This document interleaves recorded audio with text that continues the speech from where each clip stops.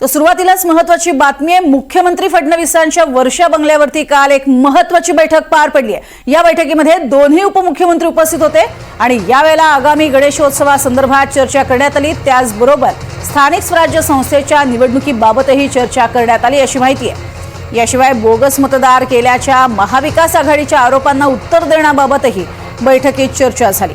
महायुती प्रतिमा मलिन केली जाते आणि ही मुद्दामून केली जात असल्यानं महायुती आता सडेतोड भूमिका घेईल असंही त्यांनी ठरवलेलं आहे। अधिक माहिती घेऊयात सागर कुलकर्णी यांच्याकडनं। काय नेमकी रणनीती ठरलेली आहे किंवा काय बैठकीत चर्चा झालेली आहे? सागर, महायुतीच्या तिन्ही प्रमुख नेत्यांची बैठक होती।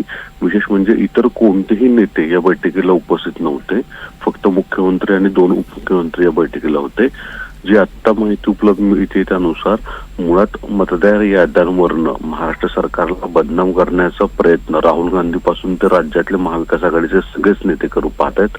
त्याच्यामध्ये शरद पवारांपासून ते काँग्रेस आणि उबाठाचे सर्व उद्धव ठाकरे, संजय राऊत आहेत। या सर्व नेत्यांना सडेतोड उत्तर देत पुराव्यानेशी भूमिका मांडण्याचे पुढील काही दिवसांमध्ये आदेश आता या सर्व नेत्यांच्या वतीने दिले जातील।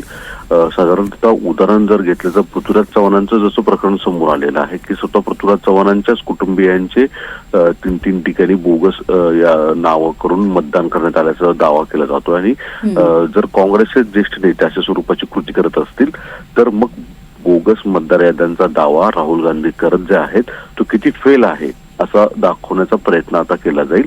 विशेष म्हणजे महायुती जितक्या बहुमताने जिंकून आली तरी सुद्धा जर लोकसभेमध्ये जशा पद्धतीने फेक नॅरेशन तयार करण्यात आलं होतं वेगवेगळ्या विषयावरनं संविधान काढणार, संविधान मध्ये बदल केला जाणार अशा स्वरूपाचं फेक नरेशन आता मतदार याद्यांच्या बाबतीत केलं जात आहे। हे जनतेमध्ये आवर्जून सांगण्यात येईल असं सांगण्यात येत आहे आणि त्या दृष्टिकोनातनं मुख्यमंत्री हे भाजपाच्या सर्व आमदारांना तसंच अजित पवार हे राष्ट्रवादीच्या सर्व आमदारांना आणि शिंदे जे आहेत ते शिवसेनेच्या सर्व आमदारांना सूचना करणार आहेत आणि कशा स्वरूपामध्ये त्यांच्या मतदारसंघामध्ये आणि जिथे काँग्रेस असेल, राष्ट्रवादी शरद पवार गट असेल आणि उबाटा असेल ते हे जिंकलेले आहेत आणि अशाच बोगस याद्या त्याही मतदारसंघामध्ये आहेत का याची पूर्णतः माहिती घेऊन कागदपत्रासह पुराव्यासह हे सादरीकरण केलं जाईल असं सांगितलं जातं। बोगस याद्यांचं नॅरेशन जर महाविकास आघाडी करत असेल तर त्याला सडेतोड प्रत्युत्तर देण्याची तयारी आता महायुतीच्या नेत्यांनी केल्याची ही माहिती उपलब्ध होतीये। नक्कीच, नक्कीच। धन्यवाद या संपूर्ण माहितीसाठी सागर।